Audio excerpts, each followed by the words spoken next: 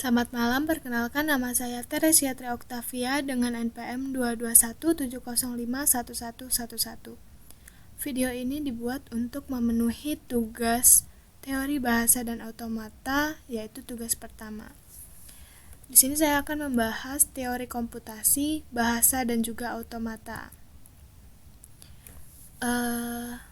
Untuk yang pertama itu ada teori komputasi. Teori komputasi itu berkaitan dengan studi bagaimana persoalan atau problem dapat diselesaikan pada sebuah model dengan menggunakan algoritma. Nah, model tersebut itu dinamakan model komputasi. Teori komputasi itu terbagi menjadi 3 macam, yaitu ada teori otomata, teori komputabilitas, dan juga teori kompleksitas. Untuk teori otomata ini, dia mengacu pada definisi dan juga sifat-sifat model komputasi.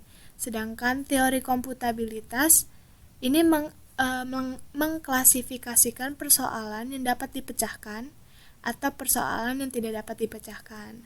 Serta teori kompleksitas ini tugasnya itu mengklasifikasikan persoalan sebagai persoalan mudah atau persoalan sukar. Nah, model komputasi itu terbagi menjadi 3, yaitu ada FSA atau FSM, dan juga ada PDA, dan juga ada Turing mesin. Untuk FSA atau Finite State Automata ini merupakan suatu model matematika dari suatu sistem yang menerima input dan menghasilkan output serta memiliki state yang banyaknya berhingga dan dapat berpindah dari suatu state ke state lain berdasarkan suatu input. Nah, perubahan state ini dinyatakan dengan fungsi transisi. Untuk PDA atau Push Down Automata ini merupakan mesin otomata dari bahasa bebas konteks, dan PDA ini digambarkan sebagai tempat penyimpanan yang tidak terbatas, berupa stack atau tumpukan. Untuk Turing mesin sendiri, ini merupakan bentuk model matematis sederhana untuk komputer. Nah, mesin ini bisa digunakan untuk menghitung kelas bilangan bulat. Selanjutnya itu ada teori bahasa. Teori bahasa ini merupakan suatu gagasan mendasar dalam komputasi yang menjadi tools untuk mengenali persoalan.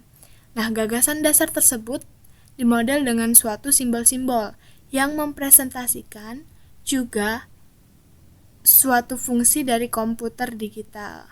Teori bahasa ini pada awalnya lebih diarahkan untuk mengenali suatu tata bahasa dan dapat mendefinisikan spesifikasi formal dari tata bahasa tersebut, sehingga pada akhirnya dapat didefinisikan langkah-langkah algoritmik dalam pemrosesan tata bahasa. Selanjutnya itu ada teori otomata. Teori otomata ini merupakan mesin abstrak yang dapat mengenali, menerima, atau membangkitkan sebuah kalimat dalam bahasa tertentu. Nah, hubungan antara bahasa dan otomata ini jadi hubungan di antara bahasa dan otomata ini itu merupakan bahasa dijadikan sebagai input oleh suatu mesin otomata, dan mesin otomata akan membuat keputusan yang mengindikasikan apakah input itu diterima atau tidak. Sekian penjelasan dari saya. Apabila ada salah kata atau kekurangan, saya mohon maaf. Saya ucapkan terima kasih.